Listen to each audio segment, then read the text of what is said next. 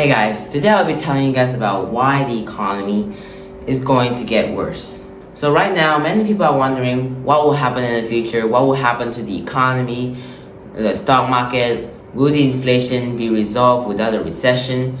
They want to figure all this thing out because they want to make sure they buy and sell their stocks at the right timing.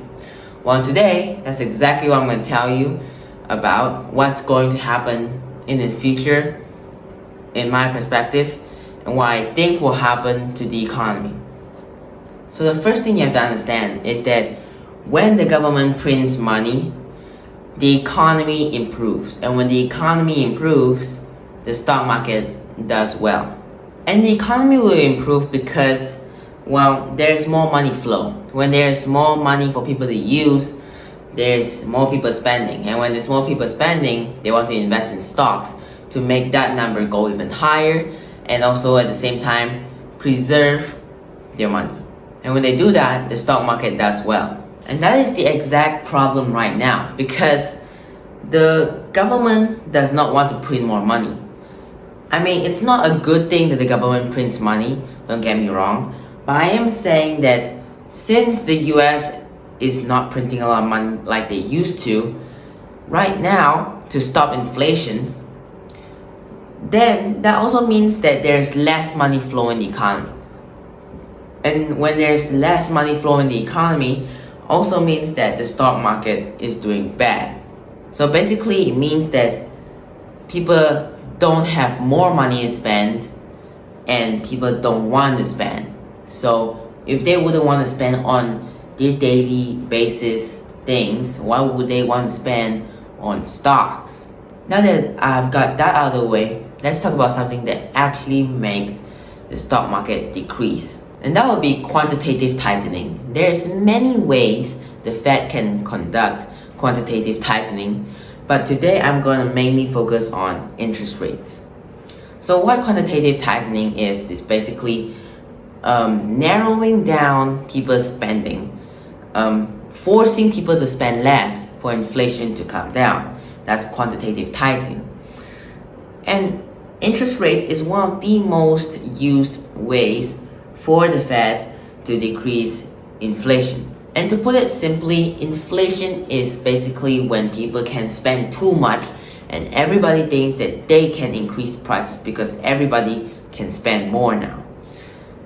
And in order to stop that, they have to reverse that problem. And the way to reverse that problem is basically making people spend less, making people think that the whole economy can spend less.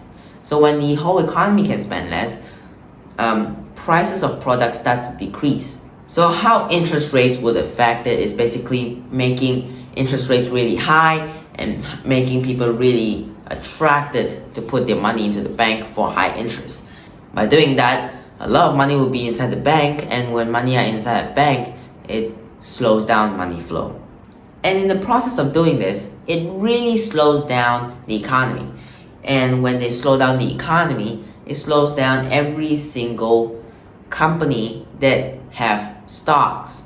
And that will also mean bad economy, bad for stock market.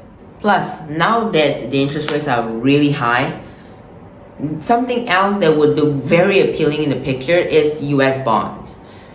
And many people would really go and buy US bonds instead because the interest rates just look way too appealing.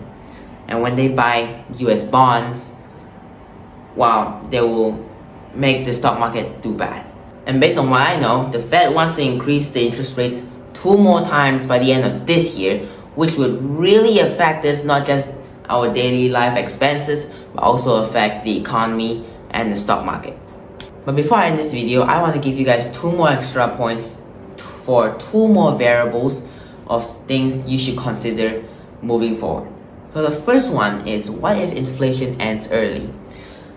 This is more like an idealistic thinking, but then it's not impossible. So if inflation somehow comes down to 2% before the midterm of next year, which is before the Fed wants to pivot, then that would strongly affect the timing on the stock market, because right now most companies are working below trend growth. And below trend growth basically means that they're working below expectation of growth for their company. They're doing this not because they want to, but because of inflation. But if the Fed managed to pivot before that and inflation is resolved, then the company would be able to do great, and then they will be able to go back to their average trend growth, and some company will be able to resume their exponential growth. And this is important because it will really change up the timing of when you want to buy your stocks. And moving on to the next thing is the Black Swan event. So the Black Swan event is super bad. It's so bad that it's something not even if the Fed pivot could solve. An example of a Black Swan event that almost happened was about 3 months ago, where many banks collapsed. That was a Black Swan event, except it wasn't really a Black Swan event because it didn't really cause the Fed to pivot. Means that it's not that bad yet. But based on what happened then, I say that it's a very possible thing to happen again, and this time it could be much worse. Because we never know, because we didn't expect the bank collapsing either. And based on historical events, no matter whether it is a Black Swan event or almost a Black Swan event, it has been really bad to the economy. And bad to the economy equals bad to the stock market. So in conclusion, what I see in the future is basically quite bearish for the stock market. We'll probably see a recession next year, maybe even a stagflation. So I think we should all be ready for it.